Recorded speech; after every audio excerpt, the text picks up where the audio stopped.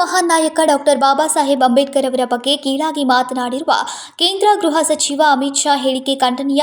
ಸಂವಿಧಾನ ಮೂಲಕ ಕಾನೂನು ಪಾಲನೆ ಮಾಡಬೇಕಾದವರೇ ಸಂವಿಧಾನದ ವಿರುದ್ಧ ತಿರುಗಿಬಿದ್ದು ಇಂತಹ ಹೇಳಿಕೆ ನೀಡಿರುವುದು ಖಂಡನೀಯ. ಕೂಡಲೇ ಅಮಿತ್ ಶಾನನ್ನ ಗೃಹ ಸಚಿವ ಸ್ಥಾನದಿಂದ ವಜಾಗೊಳಿಸುವಂತೆ ಜಿಲ್ಲಾ ದಲಿತ ಸಂಘರ್ಷ ಸಮಿತಿ ಸಂಚಾಲಕ ಸಂಜಯ್ ತಳವಲ್ಕರ್ ಅವರು ಆಗ್ರಹಿಸಿದ್ರು. ಆ ಸಂವಿಧಾನ ಮೇಲೆ ನಿಮ್ಗೆ ಎಲ್ಲರಿಗೂ ನಮಗೆ ಕೂಪ್ ಮಂಡುಕ್ ಮಾಡಕತ್ತಾರ ಅವರು. ಇದು ಹಿಂಗೈತಿ ಅಂತ ಬರೀ ನಿಜವಾಗಿ ಅವರ ಮನಸ್ಸಲ್ಲಿ ಇರ್ತಕ್ಕಂಥದ್ದು ಏನೈತಪ್ಪ ಅಂದ್ರೆ ಇದು ಹೇಗೆ ಕೂತಿದೆ.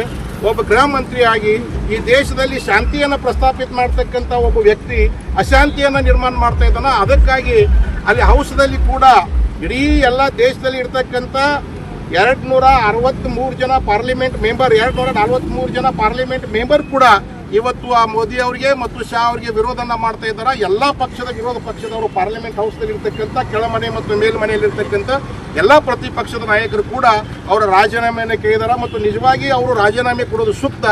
ಯಾಕಪ್ಪ ಅಂದ್ರೆ ಒಬ್ಬ ಹೋಮ್ ಮಿನಿಸ್ಟರ್ ಆಗಿ ಈ ದೇಶದಲ್ಲಿ ಶಾಂತಿ ಸುವ್ಯವಸ್ಥೆ ಕಾಪಾಡ್ತಕ್ಕಂಥ ಜವಾಬ್ದಾರಿ ಇರ್ತಕ್ಕಂಥ ವ್ಯಕ್ತಿ ಸಂವಿಧಾನ ಬರೆದಂಥ ಸಂವಿಧಾನ ಪಿತಾನ ಮೇಲೆ ಇವರು ಅವಮಾನಕಾರಕ ಹೇಳಿಕೆಗಳನ್ನ ಹೇಳ್ತಿರ್ತಾರೆ. ಅದಕ್ಕಾಗಿ ಇವತ್ತಿನ ದಿನ ನಾವು ದಲಿತ ಸಂಘರ್ಷ ಸಮಿತಿ ವತಿಯಿಂದ ಮತ್ತು ಎಲ್ಲ ಕಾಗವಾಡದಲ್ಲಿರ್ತಕ್ಕಂಥ ಸುತ್ತಮುತ್ತ ಹಳ್ಳಿಯ ಎಲ್ಲ ಜನರ ವತಿಯಿಂದ ಈ ಹೇಳಿಕೆಯನ್ನು ಖಂಡಿಸಿ ಮತ್ತು ತಕ್ಷಣ ರಾಷ್ಟ್ರಪತಿ ಅವರು ಅವರ ರಾಜೀನಾಮೆಯನ್ನು ಪಡ್ಕೋಬೇಕು. ಮೋದಿ ಅವರು ಕೂಡ ಅವರು ಸಂಪುಟದಿಂದ ಅವ್ರನ್ನ ವಜಾಗೊಳಿಸಬೇಕಂತಕ್ಕಂಥ ಬೇಡಿಕೆ. ಜವಾಬ್ದಾರಿ ಸ್ಥಾನದಲ್ಲಿ ಇದ್ದು ಸಂವಿಧಾನ ಬರೆದ ಪಿತಾಮಹನ ಮೇಲೆ ಅವಮಾನಕಾರಿಯಾಗಿ ಮಾತನಾಡಿರುವುದನ್ನು ಕಾಗವಾಡ ದಲಿತ ಸಂಘರ್ಷ ಸಮಿತಿ ಖಂಡಿಸುತ್ತೆ. ಕೂಡಲೇ ಅಮಿತ್ ಶಾ ತಮ್ಮ ಸ್ಥಾನಕ್ಕೆ ರಾಜೀನಾಮೆ ನೀಡಿ ದೇಶದ ಕ್ಷಮೆ ಕೇಳಬೇಕು, ಇಲ್ಲವಾದಲ್ಲಿ ಉಗ್ರ ಹೋರಾಟ ಮಾಡಲಾಗುವುದು ಅಂತ ಹೇಳಿದ್ರು. ಇನ್ನು ಈ ಸಂದರ್ಭದಲ್ಲಿ ಅನೇಕರು ಉಪಸ್ಥಿತರಿದ್ದರು.